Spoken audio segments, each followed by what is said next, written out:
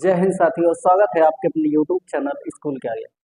साथियों, आज हम बात करने वाले हैं मैथ के उस टॉपिक की जो बोर्ड एग्जाम में हर एक पेपर में आप अगर प्रीवियस ईयर का क्वेश्चन उठा के देखते हैं तो उसमें आपको ये क्वेश्चन मिलेगा जरूर मिलेगा। तो दोस्तों, उस टॉपिक को शुरू करने से पहले हम आपसे कहना चाहते हैं, अगर आप हमारे YouTube चैनल पर नए हैं, हमारे चैनल को सब्सक्राइब नहीं किया है तो आप जल्द से जल्द सब्सक्राइब कर लीजिए और बेल आइकन को प्रेस कर लीजिए ताकि हमारी कोई भी वीडियो इन्फॉर्मेटिव वीडियो आए तो आपके पहले सबसे पहले पहुंच जाए। और अपने दोस्तों को, जो आपके दोस्त हैं, जो आपके क्लासमेट्स हैं पढ़ने वाले, अगर उन्होंने मतलब आपने अगर शेयर नहीं किया है उनको तो आप उन्हें भी शेयर कर दीजिए।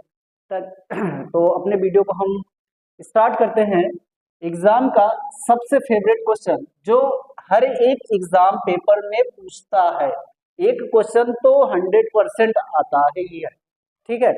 तो क्वेश्चन है √5 एक अपरिमेय संख्या है। अपरिमेय संख्या है। √5 एक अपरिमेय संख्या है, सिद्ध कीजिए। क्या कीजिए? सिद्ध कीजिए, प्रूफ कीजिए, सिद्ध कीजिए। ये सिद्ध करने वाला क्वेश्चन कुछ ज्यादा ही दिमाग खा लेता है ना, क्योंकि कोई क्वेश्चन हल करना है तो वो ज्यादा इजी लग जाता है। क्योंकि सिद्ध करने में क्या होता है, आप लोगों अगर कोई सही से टॉपिक को आपने सही समझा नहीं है तो सिद्ध करने वाले में आपको फंसा ही देता है, आप क्वेश्चन को गलत कर देते हो, आता हुआ क्वेश्चन भी आपसे गलत हो ही जाता है। तो आज से ये क्वेश्चन आपको उम्मीद करेंगे कि ये गलत नहीं होगा, ठीक है। तो ऐसे क्वेश्चन आपके पेपर में दिया जाएगा। आपको क्या करना है, इस तरह के पेपर को आपको सबसे पहले इस तरह के क्वेश्चन को मानना है कि माना कि √5 एक परिमेय संख्या है। उल्टा मान लीजिएगा, ठीक है। जैसे ये अपरिमेय बोला तो आप अपनी तरफ से मानिए कि परिमेय संख्या है, ठीक है। इसको क्या मान लीजिए? परिमेय संख्या है। आज एकदम बेहतर से समझना। अब ये क्वेश्चन दोबारा आप, ताकि आप कोई इस तरह का क्वेश्चन उठाओ तो फिर प्रॉब्लम नहीं होनी चाहिए, ठीक है। हम क्या मानेंगे? माना कि √5 एक परिमेय संख्या है। कैसी संख्या है? परिमेय। अगर ये परिमेय संख्या है तो आपने परिमेय की परिभाषा सुनी है, परिभाषा पढ़ी है ना? क्या? ये ऐसी संख्या है जिसे P/Q के रूप में लिखते हैं। तो हमने माना है कि √5 एक परिमेय संख्या है, इसलिए हम लिख सकते हैं इसको √5 बराबर P/Q। P/Q इतना लिख सकते हैं, जहां P Q का एक उभयनिष्ठ है, एक उभयनिष्ठ है, इसके अलावा कोई नहीं है। इसके अलावा कोई नहीं है। उभयनिष्ठ का मतलब क्या है? उभयनिष्ठ का मतलब कॉमन। P और Q में जो कॉमन संख्या है वो क्या है? एक है, सिर्फ एक है ना। उसके अलावा 1, जिसको इंग्लिश में आप 1 बोलते हो, है ना। कॉमन नंबर कितना है? 1। इसके अलावा कोई भी उभयनिष्ठ नहीं है। ये कब? जब P/Q यानी √5 एक क्या रहेगा? परिमेय संख्या रहेगी। अब इसी को हमें प्रूव करनी है। क्या करनी है? प्रूव करनी है। तो हम क्या करेंगे? √5 बराबर P/Q, ये आपने माना है, इसका क्रॉस मल्टीप्लाई करा दीजिए तो हो जाएगा √5 Q बराबर में P। समीकरण 1 माना। क्या किया आपने? पहले तो आपने √5 को माना P/Q, क्योंकि परिमेय संख्या, कोई भी परिमेय संख्या P/Q के रूप में लिखी ही जाएगी, ठीक है। अब P और Q का एक उभयनिष्ठ, एक कॉमन नंबर है, एक कॉमन संख्या है, ठीक है। एक ही कॉमन है, ओनली 1, इसके अलावा कोई भी नहीं है। अगर ये परिमेय संख्या है तो इसको आप ऐसे लिख सकते हैं, है ना। इसका आप क्रॉस मल्टीप्लाई करा दीजिए, √5 का गुणा कितने कर दीजिए? Q में, तो हो गया √5 Q बराबर P। हो गया इतना, ठीक है। अब क्या करिए? दोनों पक्षों का वर्ग, दोनों पक्षों का वर्ग करने पर, दोनों पक्षों का क्या कर दीजिए? वर्ग। जब वर्ग करेंगे तो हो जाएगा √5 Q का होल स्क्वायर, ठीक है, बराबर P का होल स्क्वायर। इतना तो समझ में आता है ना। जब वर्ग करते हैं तो दोनों ही तरफ वर्ग होगा, ठीक है। दोनों ही तरफ की पावर जो होती है सेम सेम करनी है, ठीक है। कंपोनेंट जो होता है सेम सेम कर देना है। तो अंडर रूट 5 क्यू का होल स्क्वायर बराबर पी का स्क्वायर। जब इसको ओपन करेंगे तो देखो अंडर रूट में कोई संख्या, अंडर रूट में कोई भी संख्या हो, जब उसका वर्ग किया जाता है तो सिर्फ अंडर रूट हट जाता है और जो संख्या लिखी रहती है वही संख्या होती है। जैसे यहाँ पे लिखा है अंडर रूट 5, जब इसका वर्ग होगा तो सिर्फ 5 लिखा जाएगा। क्यों? अंडर रूट से बाहर है, क्यों जो है अंडर रूट से बाहर है, इसलिए यहाँ क्यू की घात कितनी हो जाएगी? तो और ये बराबर हो जाएगा पी स्क्वायर। इसी को आप समीकरण कितना मान लेंगे? 2 मान लेंगे। इतना तो समझ में आ ही होगा कि वर्ग किया, फिर अंडर रूट 5 का वर्ग करोगे तो सिर्फ 5, क्यू का वर्ग हुआ तो क्यू स्क्वायर बराबर पी स्क्वायर। क्यू स्क्वायर है इसलिए क्योंकि ये अंडर रूट में नहीं, ठीक है। अब उसके बाद क्या करेंगे? अब यहाँ देखिएगा ध्यान से, यहाँ जो मान आया यानी पी स्क्वायर का, ये बता रहा है कि पी स्क्वायर के जगह कोई भी संख्या आ जाए, पी स्क्वायर के जगह कोई भी संख्या अगर आ जाए, ये जो 5 है वो उसको पूरी तरह से विभाजित कर देगा। ध्यान से सुन लीजिएगा, पी स्क्वायर 5 से पूर्णतः विभाजित होगा। इसी बात को आपको लिखना होता है, यानी पी स्क्वायर के जगह कुछ भी आ जाए, चाहे जो नंबर आ जाए, ऐसा कोई नंबर आएगा जो कितने से कटेगा? 5 से ही कटेगा, 5 से कटेगा ही कटेगा। इसी चीज को मुझे अपनी भाषा में लिखना है, यानी पी स्क्वायर 5 से विभाजित होगा, ठीक है। अगर पी स्क्वायर 5 से विभाजित हुआ तो इसका मतलब पी भी 5 से विभाजित होगा, ठीक है। 5 जो पी है वो कितने से विभाजित होगा? 5 से भी विभाजित होगा, ठीक है। यहां तक तो समझ में आया होगा। अब हमें क्या करना है, ये तो हमें एक पहले अपने जो आपने जो क्वेश्चन माना था उसको सॉल्व किया। क्या हम इसको कोई जो यहाँ पे संख्या है क्यों, यहाँ पे जो संख्या क्यों है, यहाँ पे कोई अदर चर राशि मान लेते या कोई ऐसी चर राशि लग देते इसके अलावा, तो क्या ये जो आया पी स्क्वायर 5 से कटेगा, उसी तरह क्या क्यू से भी ये संख्या विभाजित होगी? क्योंकि इसके साथ क्यू भी है, इसका मतलब है कि जो पी स्क्वायर का मान आएगा वो क्यू से भी कटेगा और 5 से भी, दोनों से कटेगा, है ना। तो इसके जगह पे, क्यू के जगह पे हम कोई इसके अलावा मान लेते हैं। तो हम मानते हैं कि 5 क्यू के जगह हम मानते हैं ए। क्या मानते हैं? ए। और बराबर में क्या मानेंगे? पी। बराबर में पी, जहां क्या भैया? जहां ए एक पूर्णांक है, ए एक क्या है? पूर्णांक है, इंटीजर्स है, इंग्लिश में बोलते हो आप, क्या है? इंटीजर्स, ठीक है। अब क्या करना है? वही चीज जैसे आपने यहाँ हल किया था, पहले समीकरण को दोनों पक्षों का वर्ग कर दिया, तो आपने क्या करना है? इन दोनों का वर्ग कर देना, सिंपल। क्या कर देना है? दोनों पक्षों का क्या कर दीजिए? वर्ग कर, दोनों पक्षों का वर्ग, ठीक है। समझ में आया क्या किया गया? ऐसा क्यों किया गया? क्योंकि हमने देखा कि जो पी स्क्वायर का मान है वो 5 से कटेगा और पी स्क्वायर के मान से, क्योंकि स्क्वायर के मान से कटेगा।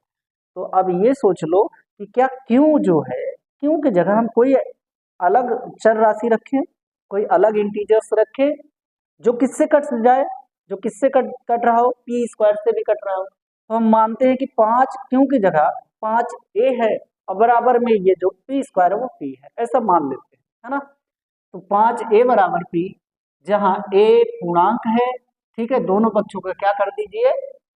वर्ग। यहां लिख लीजिए माना, पुनः माना या माना के लिए, पुनः, दोबारा, ठीक है। पुनः माना कि पुनः 5 ए बराबर बी, जहां ए एक पूर्णांक है, दोनों पक्षों का क्या कर दिया? अपने वर्ग कर दिया। जब वर्ग करेंगे भैया तो 5 ए का होल स्क्वायर आएगा, ठीक है। बराबर में आ जाएगा पी की घात, इतना तो समझ में आ रहा है। अब जो 5 का वर्ग करेंगे तो यहाँ आ जाएगा 25, कितना आएगा? 25, क्योंकि यहाँ अंडर रूट नहीं लगा इसलिए 5 का वर्ग 25 होता है। और ए स्क्वायर बराबर में क्या आ जाएगा, पी स्क्वायर। इसी को समीकरण 3 मान लीजिए। अब समीकरण 3 में आप चीज देखेंगे, जो समीकरण 3 में पी स्क्वायर का मान है वो समीकरण 2 में है, पी स्क्वायर बराबर 5 क्यू स्क्वायर के। तो यहाँ पुट कर दीजिए, यहाँ रख दीजिए, ठीक है। तो हो जाएगा 25 ए स्क्वायर बराबर, पी स्क्वायर के जगह पे रखेंगे 5 क्यू स्क्वायर, ठीक है। 5 क्यू स्क्वायर, 5 को इधर लाएंगे तो 25 ए स्क्वायर बटे में 5 बराबर में क्यू स्क्वायर। इसको काटेंगे 5 से, 5 हम 25, यानी आ जाएगा 5 ए स्क्वायर बराबर क्यू स्क्वायर, ए स्क्वायर बराबर क्यू स्क्वायर। यही समीकरण 4। और ये क्या दिखा रहा है, ये दिखा रहा है कि 5 के जगह 5 के जो गुणन है, यानी 5 का जो गुणनखंड, 5 के साथ जो गुणनखंड लगा हुआ है, जैसे ए स्क्वायर, यहाँ कोई भी आप पूर्णांक बदल लीजिए, कोई भी पूर्णांक आप भले ही क्यों ना बदल लीजिए, उसके अपोजिट में जो पूर्णांक है वो पूर्णतः उससे क्या हो जाएगा, विभाजित हो जाएगा। जैसे आपने देखा क्या कि क्यू की जगह मैंने क्या मान लिया, ए, क्या मान लिया, ए।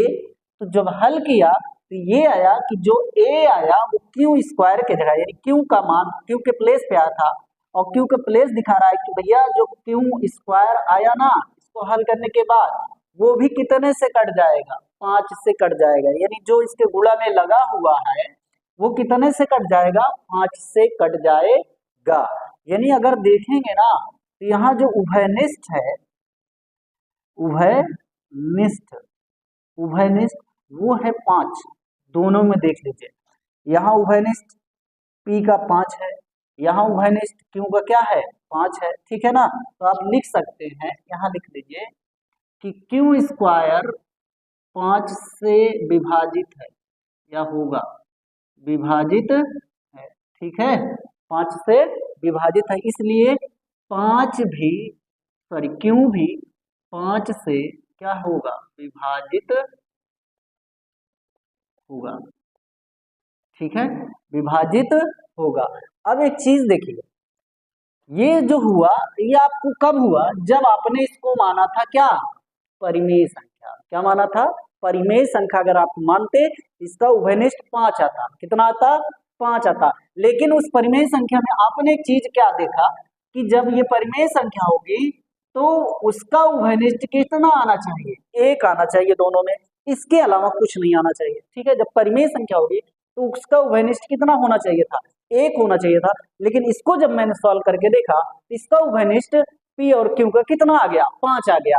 तो ये इसलिए क्या भैया, इसलिए इसका विरोधाभास हुआ। क्या हुआ, विरोधाभास हुआ, विरोधाभास हुआ, ठीक है। ऐसा क्यों हुआ पता है, ऐसा क्यों हुआ, क्योंकि आपने कल्पना जो की थी, आपने जो सोचा था वो उल्टा सोचा था, गलत कल्पना की थी। क्या थी, आपने कहा कि √5 एक परिमेय संख्या है, ये कल्पना आपकी गलत थी, क्योंकि हमें क्वेश्चन में था कि ये एक अपरिमेय संख्या है।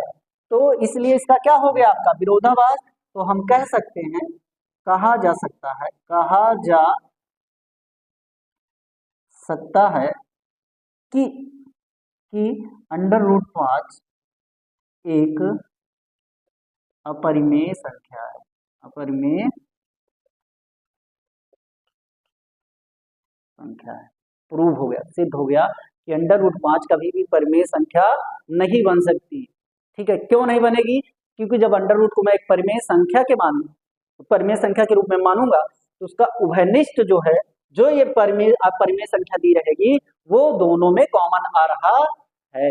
जो कि परिमेय संख्या आपने माना है उसका उभयनिष्ठ कितना होना चाहिए था, 1, लेकिन 1 के अलावा कुछ नहीं होना चाहिए। लेकिन इसको मैंने जब माना परिमेय संख्या, इसके 1 के अलावा कितना आ गया, 5 आ गया दोनों, ठीक है। इसलिए क्या हो गई, एक अपरिमेय संख्या हो गई। देखिए इसको कैसे किया गया, इतना आपने जो लिखा, इतना आपको कॉपी में लिखना ही पड़ेगा, ठीक है। जब पूछेगा तो आपको ऐसे प्रूव करना होगा ऐसा क्यों होता है, इससे भागना नहीं है। इसको आपको क्वेश्चन को बार बार सॉल्व करना है, नहीं समझ में आता तो वीडियो को 2-3 बार रिव्यू करके देख लीजिए, तब आपको बेहतर तरीके से समझ में आ जाएगा। क्वेश्चन था कि √5 एक अपरिमेय संख्या है, सिद्ध करिए। क्वेश्चन इसी तरह बनेगा, क्वेश्चन में इसी तरह पूछता भी है। तो आपको क्या मानना है इसका अपोजिट। आपने कहा, इसने कहा कि अपरिमेय संख्या है, तो आपने माना कि अंडर रूट 5 एक परिमेय संख्या है, इतना मान लेना। अगर ये परिमेय संख्या है तो इसको आप P अपॉन Q के रूप में क्या कर सकते हैं, लिख सकते हैं। क्या कर सकते हैं, लिख सकते हैं। और जहां P Q का एक उभयनिष्ठ, अगर ये परिमेय है तो इसका सिर्फ और सिर्फ उभयनिष्ठ जो कॉमन होता है वो एक होता है, इसके अलावा कोई भी नहीं होता है। अब इसको प्रूव करना है, क्या ऐसी बात जो ये बोला गया वो सही साबित हो रही है कि नहीं। तो हमने देखा जब इसको अंडर रूट 5 का क्यू में क्रॉस मल्टीप्लाई करेंगे तो हो जाएगा 5Q बराबर P। अब दोनों पक्षों का क्या कर दीजिए, वर्ग कर दीजिए। वर्ग में आपने सीखा है कि अंडर रूट में कोई भी संख्या है अगर उसका वर्ग करेंगे तो वो सिर्फ अंडर रूट हटता है और कोई भी संख्या वो बदलती नहीं है, मतलब जितना है उतना लिख दिया जाता है। अंडर रूट 5 का वर्ग हुआ तो सिर्फ 5, Q स्क्वायर बराबर P स्क्वायर। अब ये जो P स्क्वायर है ना भैया, ये जो P स्क्वायर आया वो ये बता रहा है कि P स्क्वायर 5 से, कितने से, 5 से, अगर 5 को इधर लाएंगे ना तो 5 भाग होगा, 5 से पूर्णतः या पूरी तरह से विभाजित होगा। अगर P स्क्वायर 5 से विभाजित है तो 5 P भी कितने से विभाजित हो जाएगा, 5 से। ठीक है। अब ये तो पहली परिकल्पना आपकी है। अगर आपने कहा सर ये जो क्यों है ना, यहाँ पे कुछ दूसरी संख्या मान लीजिए, कोई अलावा, इसके अलावा कुछ भी मान लीजिए, तो मैंने कहा चलिए 5 के ए जो क्यों है इसके जगह पे आप यहाँ पे ए लिखा है, आप कुछ भी मान लीजिए, ABCDEFG कोई एक चर राशि मान लीजिए, ठीक है, यहाँ पे रख दीजिए। तो क्यों के जगह आपने इसको रखा, P के जगह P ही रखना है। ठीक है, तो माना कि पुनः 5A बराबर P, लेकिन जहां जहां ए एक क्या रहेगा, पूर्णांक है, एक पूर्णांक है मतलब इंटीजर्स है, वो कुछ भी हो सकता है, 1 हो सकता है, 2 हो सकता है, कुछ भी हो सकता है। ठीक है, दोनों पक्षों का फिर से क्या करेंगे, इसी तरह वर्ग करेंगे। क्या करेंगे, वर्ग करेंगे। तो 5 का स्क्वायर 25 होता है, A square A square, P square P का स्क्वायर P स्क्वायर। ठीक है, अब समीकरण ये 3 बना, लेकिन आप समीकरण 3 में देखेंगे ना तो P स्क्वायर का मान वो समीकरण 2 में छुपा है, P स्क्वायर बराबर 5 के स्क्वायर। तो P स्क्वायर की जगह लिख दिया 5 Q स्क्वायर, 5 को इधर लाया 25 में भाग दिया तो हो गया कट पिट के 5A स्क्वायर बराबर Q स्क्वायर। यानी ये आ गया जो Q स्क्वायर है ना, उभयनिष्ठ कितना है 5, Q स्क्वायर है ना वो कितने से कट रहा है, Q स्क्वायर 5 से भी विभाजित है। तो अगर ये Q स्क्वायर 5 से कटेगा तो Q भी किससे कट जाएगा, 5 से। Q भी किससे कट जाएगा, 5 से। अगर इसको आप फिर से प्रूव करना चाहते हैं, इसको फिर से देखना चाहते हैं, तो जो A स्क्वायर है यहाँ पे आप कुछ भी मान लीजिए, M मान लीजिए, N मान लीजिए, Y मान लीजिए, Z मान लीजिए, तो आप जब जो मानेंगे ना देखेंगे वो संख्या वो किससे कट जाएगी, 5 से कट जाएगी। किससे कट जाएगी, 5 से कट जाएगी। इसलिए इसका क्या हुआ, विरोधाभास। क्यों विरोधाभास, इसलिए कि आपने जो कल्पना की कि अंडर रूट 5 एक परिमेय संख्या है। क्या है, परिमेय संख्या है, इसलिए इसका ये विरोधाभास हुआ। ठीक है, विरोधाभास हुआ तो कहा जा सकता है कि अंडर रूट 1 क्या है, 5, अंडर रूट 5 एक अपरिमेय संख्या है, ना कि परिमेय संख्या। अगर ये परिमेय होती तो इसका उभयनिष्ठ 5 नहीं आता, बल्कि क्या आता, सिर्फ और सिर्फ कितना आता, 1 आता। तो दोस्तों अगर वीडियो पसंद आई हो, समझ में आया हो, तो आप लाइक कर दीजिएगा, दोस्तों को शेयर कर दीजिएगा जो इस बार बोर्ड एग्जाम देने जा रहे हैं, क्योंकि ये सवाल आपको फंसाने वाला है। अगर आपको कॉन्सेप्ट क्लियर नहीं है तो आप इसमें फंसेंगे, आप इसको कर ही नहीं पाएंगे। आप अधूरा क्वेश्चन करेंगे और छोड़ देंगे, और पूरे का आप ये उम्मीद लगाएंगे कि आपको एग्जामिनर पूरा नंबर देगा, तो ऐसा नहीं होता है। अगर आप इस तरह के सवालों को पूरा करेंगे तभी पूरा नंबर मिलेगा। पूरा क्या, तभी नंबर ही मिलेगा नहीं जो शून्य मिल जाता है। ठीक है, इस कॉन्सेप्ट को आप 2-4 बार वीडियो को रिवाइंड करके देख लीजिए। अगर नहीं समझ में आता है, बार बार जब आप किसी चीज को देखते हैं ना तो आपके दिमाग में वो फिट होना स्टार्ट हो जाती है। ठीक है, जैसे आप कोई यूँ कह लो कि हर हफ्ते आप कोई चीज पढ़ रहे हो, हर हफ्ते रिवीजन उसका किया जा रहा है, तो वो चीज आपको धीरे धीरे महीने 1.5 महीने में वो चीज आपके माइंड में सेट होना स्टार्ट हो। इसीलिए इस तरह के क्वेश्चन जब प्रूफ करने वाले होते हैं ना, उनको आप बार बार हल करने की कोशिश किया करिए। ये मत किया करिए कि एक बार में हो गया सर जी, बस ठीक है, एक बार में खत्म, अब आ जाएगा। नहीं आया भैया, दूसरे दिन भूल जाओगे उसको। 2-3 दिन बाद फिर से आप चेक करिए कि क्या मैंने जो क्वेश्चन इसके पहले किया था वो आ रहा है कि नहीं। अगर नहीं आ रहा है तो आप फिर से उन चीजों को पढ़िए, आ जाएगा। तो दोस्तों अगर हमारा वीडियो आपको पसंद आया हो तो दोस्तों को अपने शेयर कर दीजिएगा। चैनल पे नए हैं तो चैनल को सब्सक्राइब कर लीजिएगा, और मिलते हैं इसी तरह की इन्फॉर्मेटिव वीडियो लेकर, तब तक के लिए जय।